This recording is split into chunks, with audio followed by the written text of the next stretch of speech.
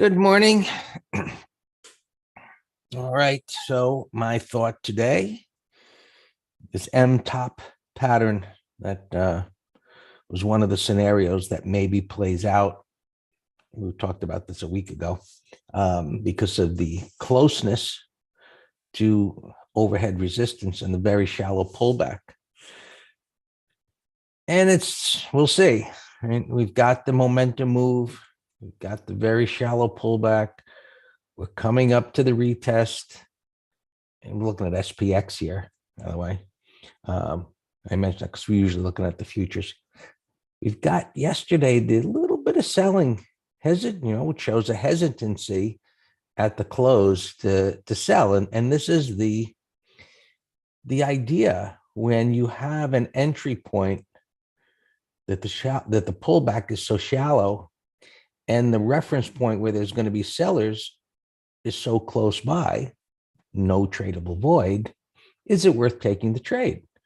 Now, if you recognize that and you say, well, I'm going to do it. I'm going to, where my stop's going to be, and I'm just going to sell up there or maybe keep a little bit to see if it keeps going. Fine. But, many don't have that as part of their plan, but they hit the button anyway, afraid of missing out. So now that we've got this minor topping tail there, this could lead into what happened. One of the things that happens, obviously we could have a down day and, red day going down here. But one of the things that happens when you get these minor topping tail days is a little inside day. And it's kind of a put you to sleep before hammering you, so to speak, because it doesn't really set up in a way that it's obvious at all what's happening. But when you get that inside day after the minor topping tail day, and then it breaks the low, down she goes. So we'll see how this plays out today. Look, the bullish scenario is that, the way things went up yesterday, it just follows through today. Things are down here a little bit, which you can see right there. The Qs are up there a little bit, but you can see things are down a bit. And maybe it follows through, because sometimes you just it makes a new high.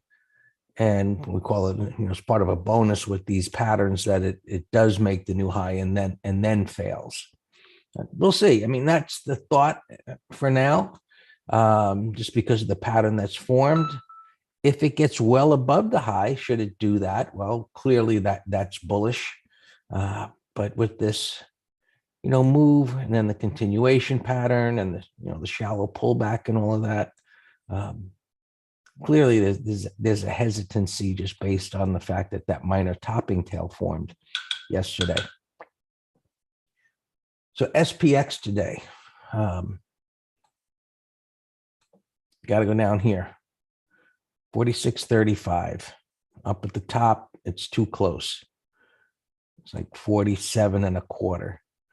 So the premiums are building to the downside.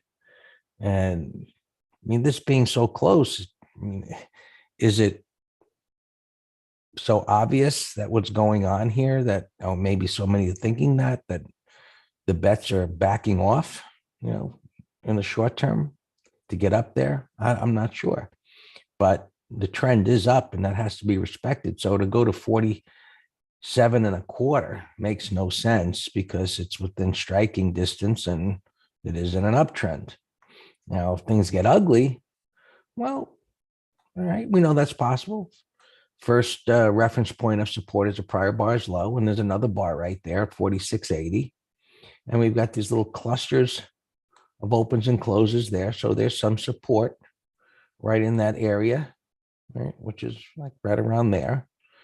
And then we've got a pivot over here. So we've got a few lines of defense where if prices started to come down, where buyers would show up in the short term, and then we'll just have to assess, what the reaction is to that. And that's pretty simple to do, is that, hey, if it comes down here and it starts meandering around, that's all good for a credit spread, because as time is ticking by, those premiums begin to evaporate. However, they just just clicks by there for an hour or so and then does whoop. You see how those premiums pop really fast. And then if it slows down, they start to evaporate really fast. So zero DTA day and SPX can be an emotional roller coaster. Right? Gamma is at 46.70. Okay. So one of one of the things that I said to you, McGraw, when you first started showing me this stuff, I said somebody's looking at a chart. Because when you made those kind of comments, I was like, okay, I can see the congestion area right in the numbers that you tell me. And then after I got to know the Gamma guys a little better, it's like, these guys really don't know how to read a chart. I mean, they know what a chart is and they look at it, but they don't really know charts. In any event, it perked my interest even more, because now here you got these guys looking at options data, and without really having a thorough knowledge of chart analysis, their numbers are coming up in an area that I'm looking at. So it was another piece of information. I was like, okay, someone's looking at the tea leaves through a different crystal ball, so to speak. But in the short term, their numbers are lining up where they should. So it's interesting, but you can see right there, is about where. Let's just clean up that little mess there. Right there is their Gamma line. And so once it clears that, now what happens? We see that there's a mini void.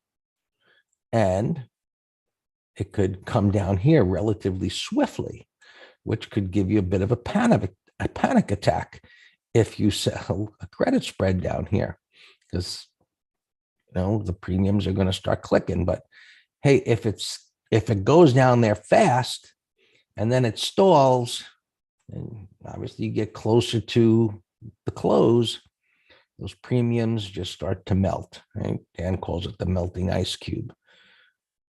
So we'll just have to see. We look at what is. I like to look at what I call lines of defense and what could stop things and make prices stall and maybe rally back up again, or maybe hold it. All of those things are the unknown, but we do know what's to the left and where the buyers are going to be on the way down. So today, based on this bigger picture, as explained in this retest, and let's assume for the moment that this MTOP things does play out, pretty much the worst case scenario could be, and as far as a put spread goes, coming back up to the top here at the open. You see, it's not down much, down a little bit, comes back up there. And then should it fail, they typically aren't going down much more than breaking the prior bar's low. That's usually the way they set up. Kind of a bearish day. It'll go down to the prior bar's low, go down a little bit, but it won't get anywhere near down here. So that's as far as I can take it, as far as what could possibly happen today. But it's either going to stay up here, it'll go a little slightly higher, or it'll come down here a little bit. But as far as coming down here, I don't think so. Oh, yeah. 46.55. Yes, it'll have juice because it's up, it's higher. Now, based on what I said is likely to happen on a day like today, that would be safe. So maybe look, there's always the possibility that anything could happen. And let's say you're going to do, I'm just throwing out numbers, say you were going to do 5 of these credit spreads or whatever, and you did 2 up here and 3 down there. Maybe it all works out where it stays up in this area. And, but, if things started to get a little nasty and you kicked out to, just a thought, rather than doing it all up at a higher level. All right, let's look at the other markets. What's going on? You can see the S&Ps are down a little bit. Inside day is nothing happening here this morning. Market, somebody needs to wake up the traders and say, hey, market's starting to trade here. Get ready, do something. Yesterday was kind of, you can see, whip back and forth there, coming in up, we'll blast to the downside. Pre-market here is kind of flip-flopping around. Q's holding up, inside day at the top. Waiting to see if that pattern forms. Not much happening. You can see there on the hourly chart. We just had that same little pre-market blast, which sets up a little sell setup there.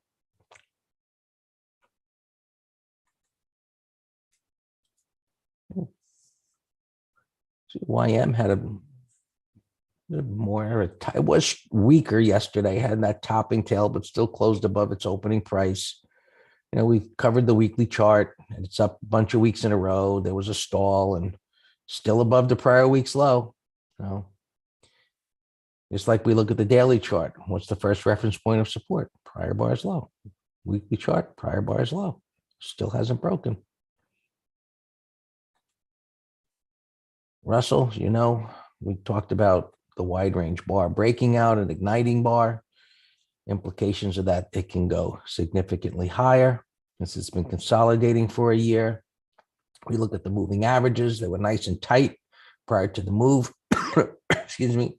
We had this nice bullish 180, and it's kind of drifting down as the 20 MA gets closer. It's just consolidating its gain.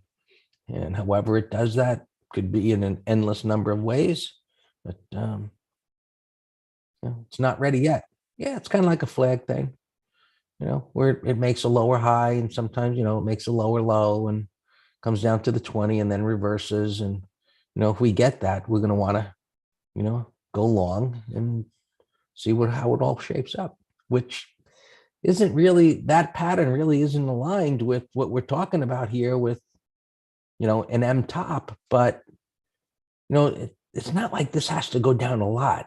I mean, if the M top should form and say it goes down here and it breaks the low, and this comes down into this shelf of support here, and our internals line up much better, and all those things coming together, we really then could maybe have a nice rally into the end of the year. And what's going on right now, well, we see that these markets have slowed down. You see our breadth internal is deteriorated now below the zero line. So what in bullish markets, what we like to see while this gets to an extreme is it stays above the zero line. So we have an objective, clear piece of information that tells us that under the hood, things are getting deteriorated. So if we should get a break here, this comes down here, sentiment corrects its bit still up here at a bearish level, and it comes down into these lower bands, and maybe that sets everything up for, you know, the Christmas rally, end of year rally, call it whatever you want.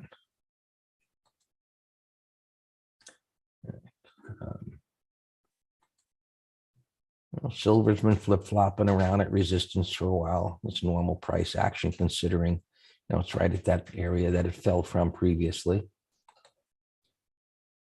Gold is hanging up there. No resistance, but it's just stalled there. It's holding up pretty darn well. We looked at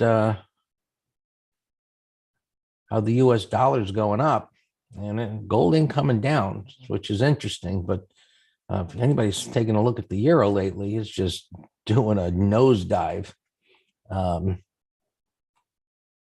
heading down toward this little support area right there.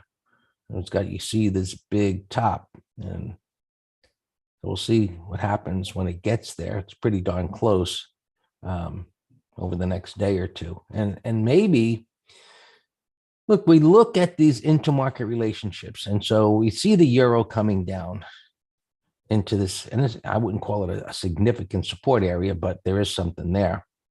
And so we see that, and we see, where's the dollar popping up there? And it's clear that little shelf there, there isn't much.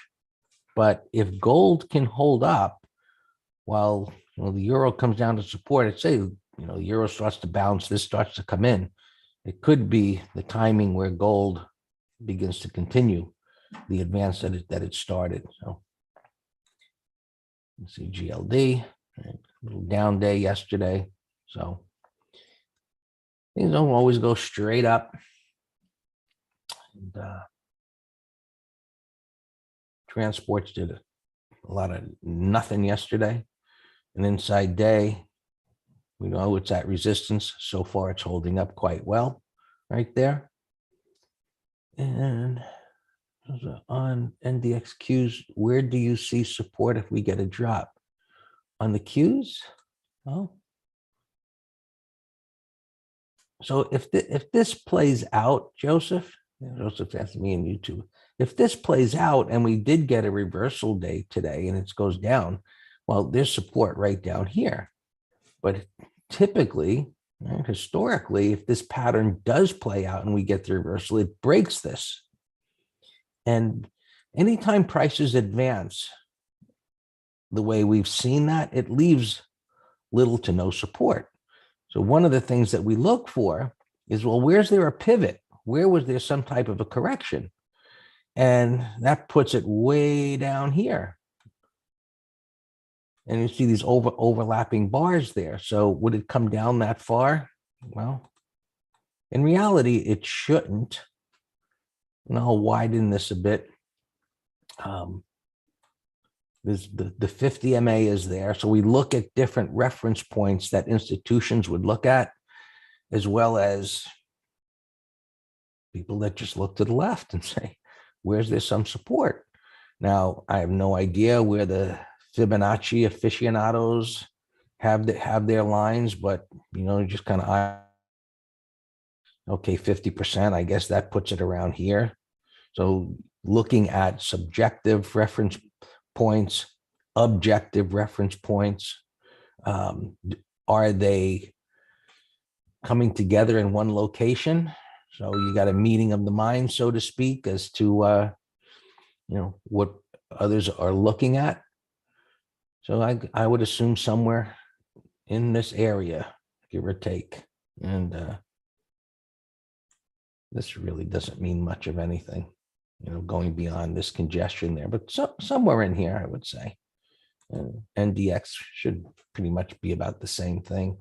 Then you could look at whole numbers, but let's see what happens over the next day or two, right? Because hey, if this keeps going up, this whole conversation is, hey, it was interesting, but it didn't happen. Right. Clearly, the Dow is underperforming here. So, we'll be looking at these different markets throughout the trading day and, seeing if one continues to show relative weakness. Does it start to break down, which could be a heads up for what the others are doing. Interest rates are pushing back up. And so the financials that were weak yesterday, they came back. Well, they came back to some extent. I mean, they were looking worse, but as these interest rates start to spread apart again, it's good for financials. So this couldn't get back above its open. So I'm not so sure there. So there's a lot of stuff going on, and there always is when markets are correcting, and there is, hey, which way is it going to go? Is it going to continue in the trend? Is it going to stall here? Is it going to roll over? So, we tend to look at many more things to get a insight as to what's happening there. Just ask me, if you're bullish, do you usually just sell put spreads, or do you sell put spreads and buy call debit spreads? Well,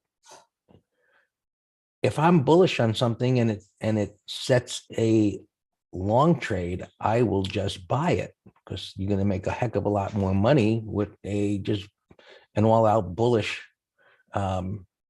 bias and using that vehicle, buying the stock, buying calls if that's appropriate. You don't know if there's premium there, but if you're more bullish, you definitely, and you're going to use option spreads, you're going to do a debit spread. But you can do the put spread and the debit spread. You can do them all.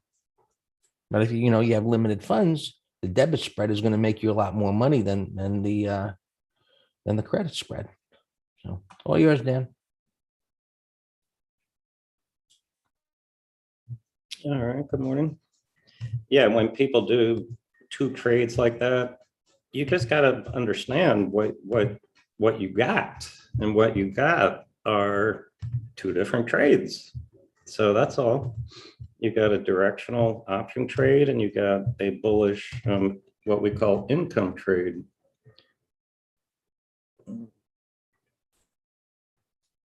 Let's see. All right, there's a lot of interesting things here.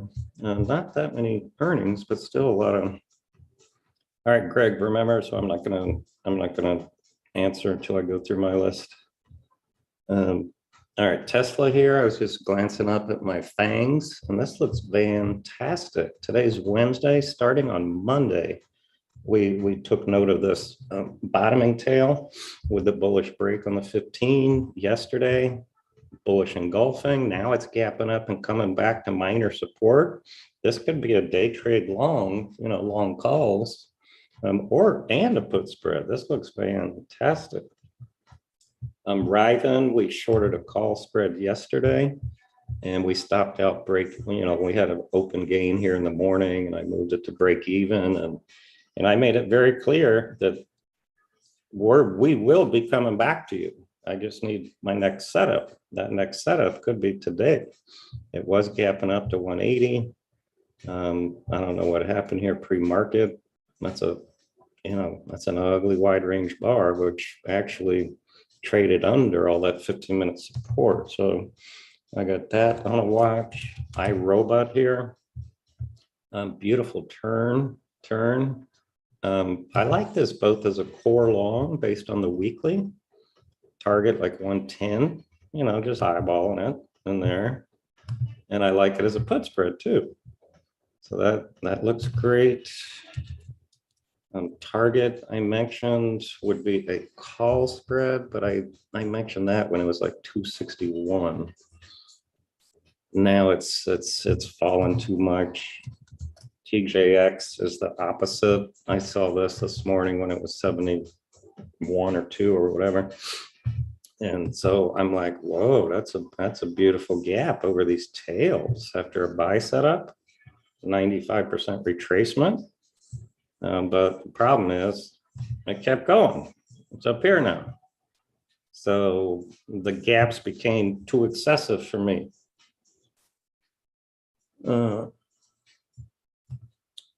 Greg, this thing might be coming to life. Where are you? Not Fiven, but fresh a 180 reversal. You can set an alarm at yesterday's high. Where are you? Here you are, JAMF. Let's watch this dog. We, just waiting for the turn, and today might do it.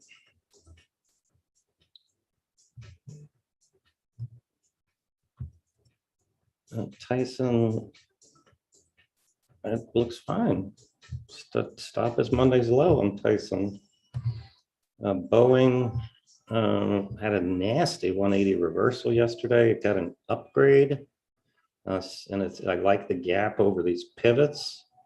And now it's kind of holding here on minor support. That could be a day trade idea. Roku, Greg, I'm glad we didn't do that put spread. I just did not trust that pattern. Now, wow, now it got a downgrade and it's looking pretty ugly. But I have a whole list of beat up stocks I'm watching, because unless they go to zero, eventually they'll turn. Look at Z. Piton yesterday was on our long list. That had a nice turn yesterday, including pre-market data. Pre-market gap reversal made that an even more potent turn. I read in today's journal they're going to issue $1 billion worth of stock, even though they said they don't need it. So I don't know when that news came out or whatever. Thomas, LOW. There's nothing to do with it, Thomas.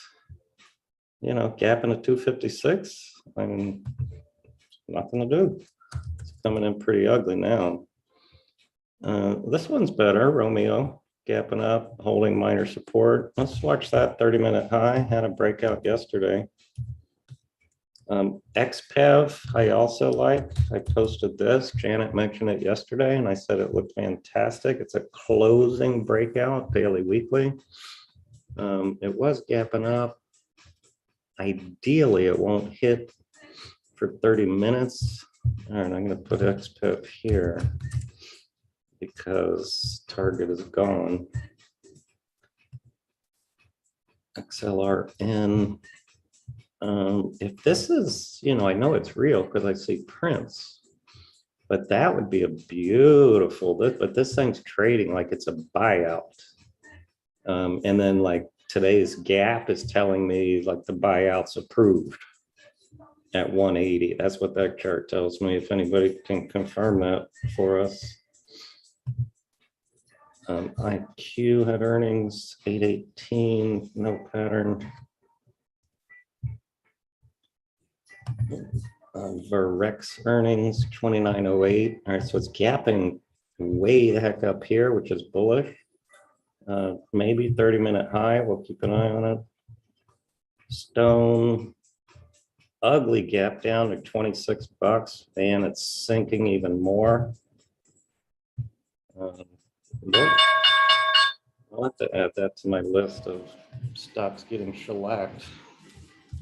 Chug was another one that's got shellacked. It can't look. I mean, we talk about potent turns, we talk about bottoming patterns, and this thing is just not ready.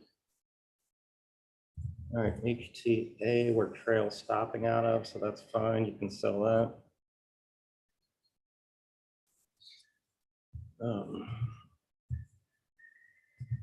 DLO, that's nasty. I don't know where the bottom is. So that's an ugly gap right there. Recent IPO gapping down. Faux would, I don't know. I don't like the way it trades actually. Shoot, Carnival had earnings, gapping crap.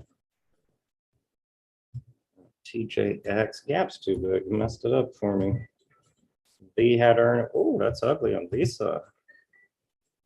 The McGraw, that's a call spread candidate on Visa over yesterday's high. iRobot.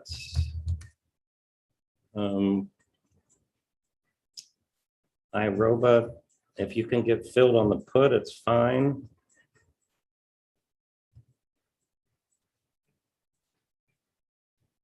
RIVN here is not bouncing so far. It's a bearish gap.